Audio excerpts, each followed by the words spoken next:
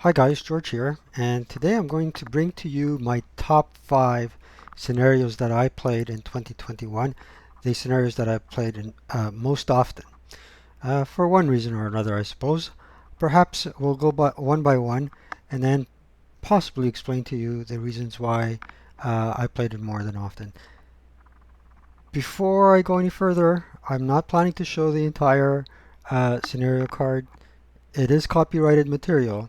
So if my face blocks part of the scenario, it is what it is. So with that said, let's go on.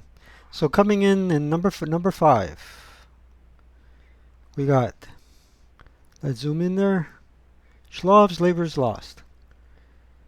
That scenario is especially challenging for both sides. Um, I would say more so for the Russians than the Germans. Because as you can see, the German OB is kind of anemic compared to the Russians. So the difference in squad manpower is substantially not that great for the German 9 versus 7, and then for the AFE.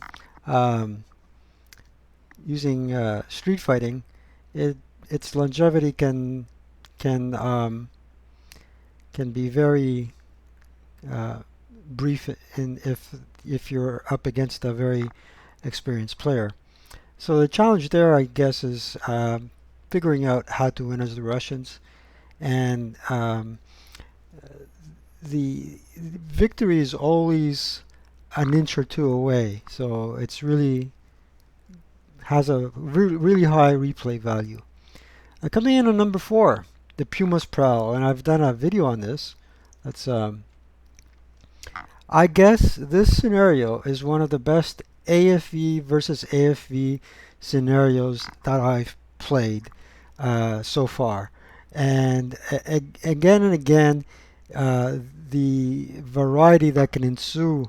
The variety in gameplay that can ensue is tremendous, depending on the player um, your opponent, and to boot, you got leadership modifiers that can make a difference as well. So you have tactics, you have the leadership advantage.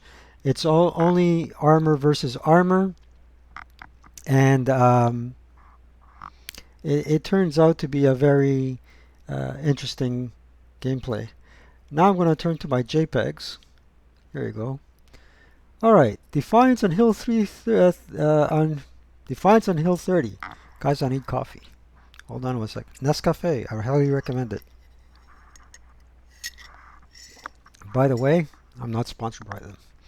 Defiance on Hill 30.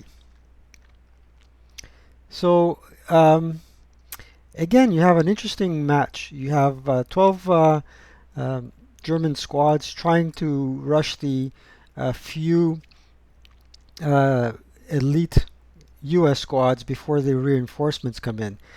And again, this is a great scenario where, as the German player, you can practice your assault skills. And as the American player, of course, it's the best way you can uh, muster and build up your muscle in defense. So that's why I like this scenario. So we had 5, 4, 3. Let's go into number 2. Luminoir. So yeah, I've played this scenario quite a few times and enjoyed it, and I've also made a video about it.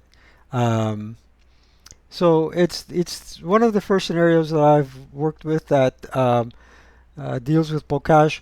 Yes, I did get some of the rules wrong, but we learn, we live and learn, and that's the important thing. It involves the mechanics of the covered arc, fixing the covered arc of your MMGs, HMGs. Um, there's not much skulking, but again, the combinations and permutations of the types of assault you can make as the American player is tremendous. So in terms again of practicing your assault skills as the American player, this is a game to play over and over again, or a couple of times.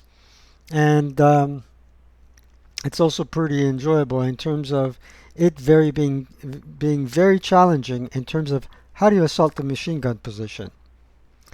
All right, I lost count, but I think we were that was number 2. So let's go on to number 1. Nope, that's not number 1. Hold on, ladies and gentlemen. This is number 1.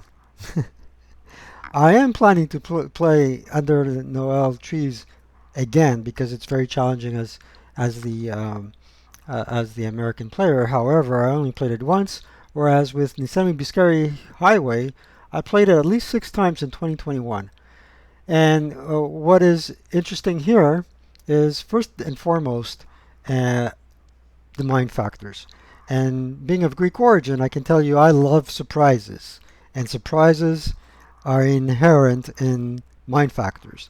So that's a really big morale booster for a fellow that has my tastes. Secondly, it's very challenging to defend as the American player. And again, there are skills to be had and learned in playing as the German player and assaulting in a position where you virtually come on board